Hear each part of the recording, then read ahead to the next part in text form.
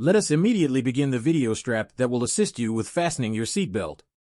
In the next few months, there will be an incredible bull run that will last until 2025 and beyond. Greetings from another episode.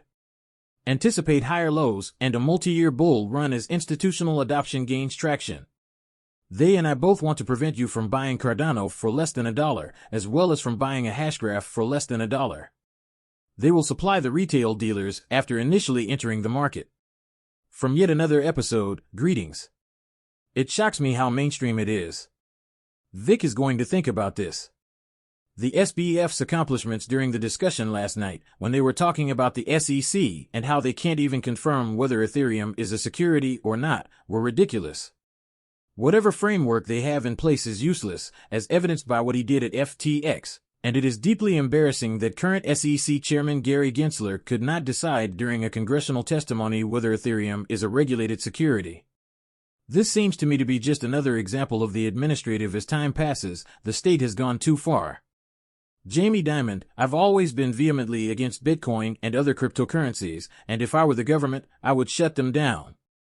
But as he made quite clear, criminal drug traffickers are the only true users of cryptocurrencies. Opposition to the currency-laying tax evasion is a use case because, as you mentioned, money can be moved fast. It is somewhat, but not entirely, anonymous, and it doesn't go through. Knowing that your consumers can get around these systems that have been created over many years, if I were the government, I would shut them down. He is only making this claim because blockchain technology is about to arrive and radically upend these levels, forcing him to sell his shares, something he hadn't done in over 2 decades. He is selling now because banks stand to lose a lot of money if all these utility tokens surge in value. After all, Ripple XRP will disrupt banking's revenue streams. Furthermore, it was just revealed 2 hours ago that he is denouncing Bitcoin at the same time as the US is about to approve an ETF. Additionally, the SEC has provided significant information about the Bitcoin ETF. Demand is expected to expand significantly in the future and is predicted to surpass 3 billion in the first few days. I own you. Guys, just so you know, be prepared. Nothing has shown, but I am currently having trouble with these small motions. I've been packing my bags tightly and loftily. Because the time will come when we will see. When everything just takes off and banks, as I mentioned earlier, stop producing, they stop providing. You cheap cryptocurrencies such as this, okay? Are incredibly cheap about their potential and the upcoming trillions of dollars that will flood this market, and Jamie Dimon has consistently been a con artist in 2017. He initially called Bitcoin a hoax, but then expressed regret and mentioned that it has its advantages. A few years later, he unveiled his cryptocurrency, the JP Morgan coin. Who are the individuals who use JP Morgan or Citicoin? Remove a penny from Wells Fargo. Alright, that will not succeed. For that, you are not creating an even playing field. The systems don't work together. That being said, it is an interbank system coin and cannot be transferred across borders to another jurisdiction. Salutations, dear men and women. I am truly appreciative of all of you.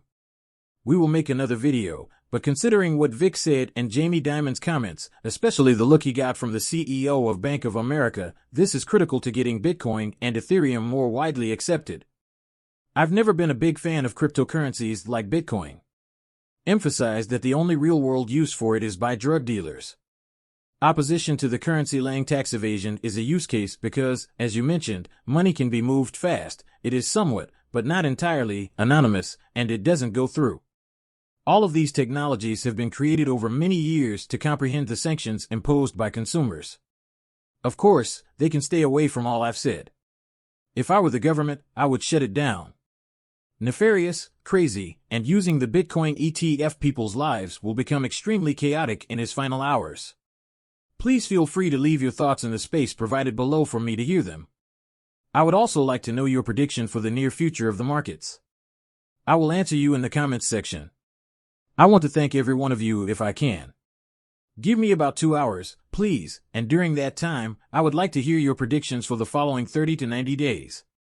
Since we started to stir things up with the notion that Bitcoin liquidity will someday be able to support solid international payments, we expect a big development.